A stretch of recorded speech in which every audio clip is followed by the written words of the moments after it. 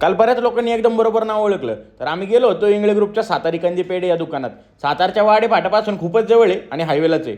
गाडी लावून उतरलो तर पहिलं स्वागत होतं ते या तोंडाला पाणी आणणाऱ्या स्वीटने.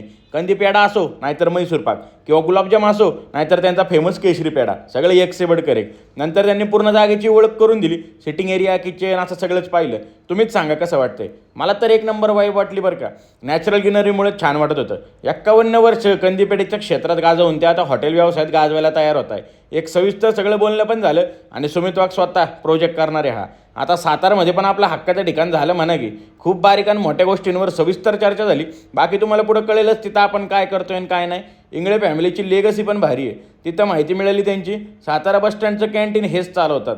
यांची 3री पिढी आणि व्यवसायात अजून अशी माहिती मिळतच राहील तुम्हाला पण. बरं, अजून एक नवीन प्रोजेक्ट येणार आहे आपला. सगळा पास राहीतच नको म्हणून नवीन पेज ओपन केले आणि पूर्ण भारतभर जायचं आहे म्हणून ते हिंदी केले. भेटूयात पुन्हा, तोवर फॉलो करायला विसरू नका.